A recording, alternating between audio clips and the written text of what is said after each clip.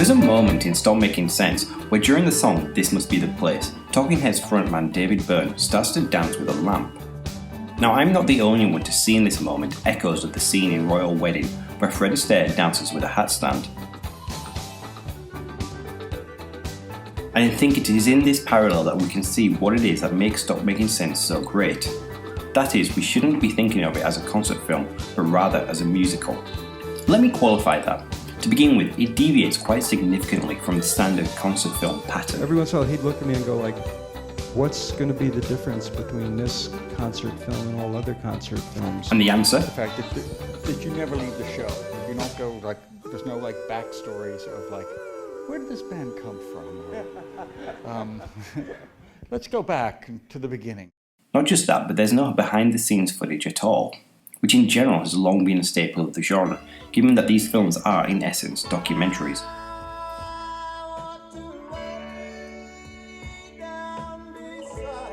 The other major difference? Until the end, that very last song, the camera never turns around. That is, until the very last song, there are no insert shots of the audience, no reactions to the show, no shots of screaming fans. And I want you to keep that in mind because I'm going to go into the importance of it later in the video. And secondly, it has a lot more in common with the movie musical than we might think. Both take the tools unique to cinema, lighting, editing, various different shot sizes, camera placement and movement, and combine them with more traditionally theatrical elements such as performance and dance and music in order to create a composite form that tells a story. And the film does have a story. In the book Song and Circumstance, Steenstra points out that the character performed by Byrne does undergo an emotional journey, abstract and obscure as it might be. That towards the end of the movie, Byrne's persona find more happiness in songs like Girlfriend is Better and This Must Be the Place. All in all, the development suggests an abstract story of a man who is overwhelmed by outside forces and suffers an identity crisis, but finds a way of dealing with it through the music and achieves a balance. This is a pretty apt reading of the film, and there's a lot to support it. Not least Byrne's own statement that the implied story was of this man who frees himself from his demons and finds release and salvation in his big suit. And what are those demons? Well, if we look at Byrne's idiosyncratic dancing, we can get some sort of idea.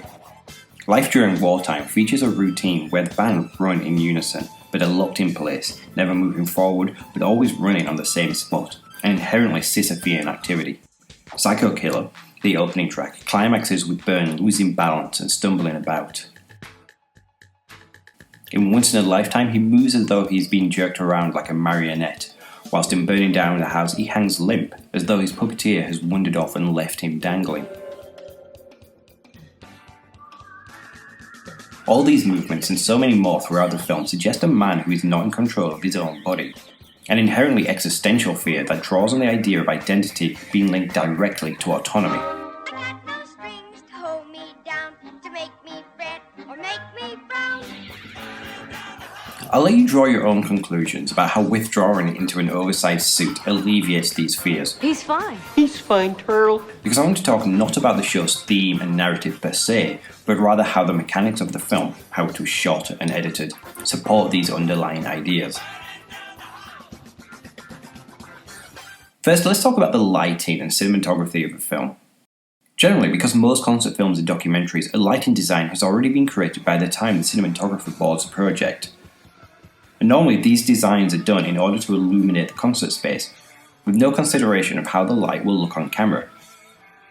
And this poses some problems. If you just shot the show as it was without making those adjustments, the bright parts of the show would be too bright and they would just overexpose, and you just get washed out people and washed out parts of the thing, and the dark parts would be too dark and you wouldn't see anything. Stop Making Sense, however, was blessed by having as its cinematographer the great Jordan Cronenweth, whose previous film was also about a man having something of an identity crisis. Both films are lit with a high contrast chiaroscuro design that, apart from being astonishing aesthetically, is also very redolent of film noir. They're hunting for me everywhere, but they don't know how close I am. Right here, trapped by the big clock. A genre that also plays with ideas of fate and free will and the existential dread of being manipulated by outside forces. Turning through all the shadowed byways of a skyscraper city. A grim, relentless search that could lead to only one man. myself. But what is interesting with Stop Making Sense is that Cronenworth was working with a lighting design created by Byrne himself. Yeah, there was two levels of lighting design. There was the lighting design for the live show, which I kind of storyboarded the whole thing. Then there was the whole film process of how to translate what your eye sees on stage to getting that same effect on celluloid. So what we have is a starting point, the theatrical lighting design as conceived by Byrne, the thematic resonance of which is only fully actualized when the cinematic elements are introduced. Let me explain. Look at the lighting here during the track What a Day That Was. The lighting from underneath transforms Byrne's face into an archetypal mask made up of loose parts, chin, mouth, underside of the nose and eyes form an impersonal skull-like face that shudders and trembles. And clearly, this lighting, as designed by Byrne, falls in line with the existential theme of the show. The image of a skull is a reminder of our own mortality, and one that is appropriate for a song that seems to refer ironically to the Christian hymn of Ascension, What a Day That Will Be. What a day, a glorious day,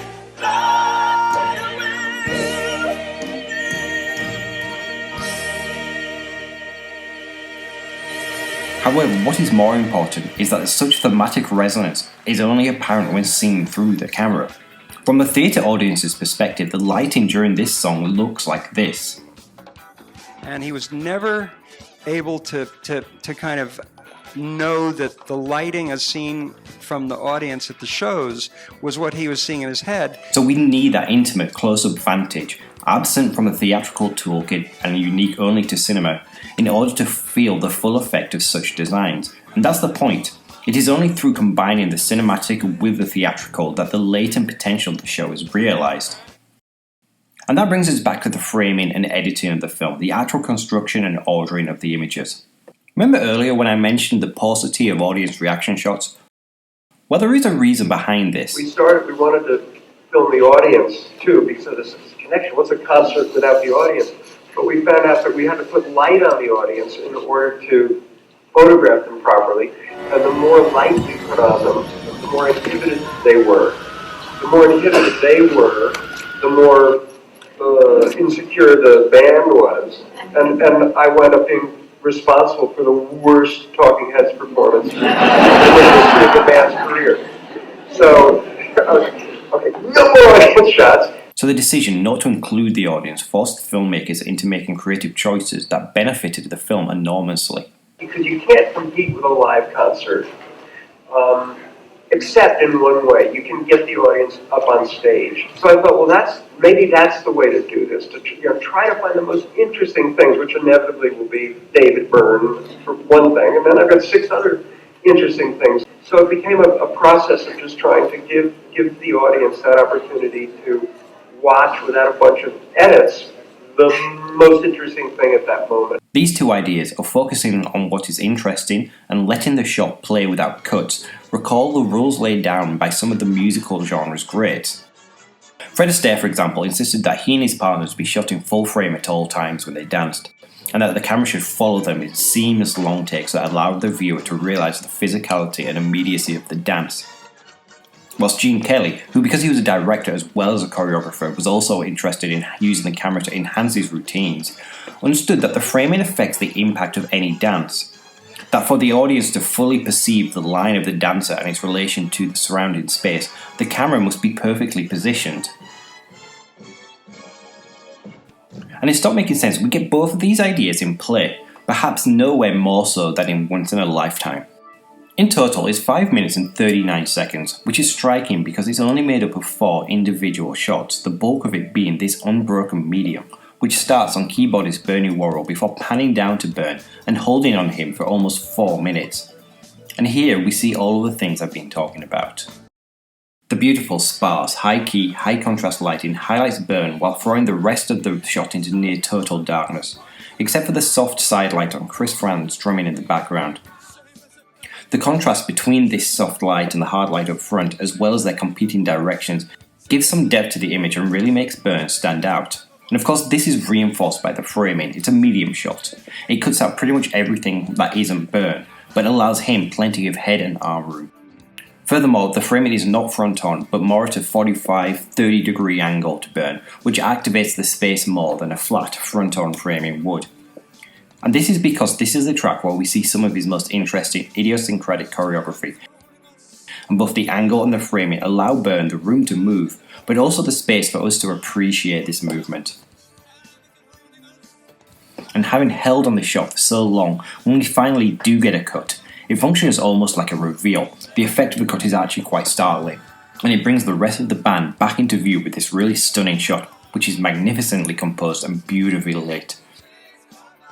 Then we have these two contrasting shots in quick succession, a return to the master in which Byrne stumbles about and reaches out for support, and this beautiful, still, peaceful shot which offers that support, but they're not aligned, they're disconnected.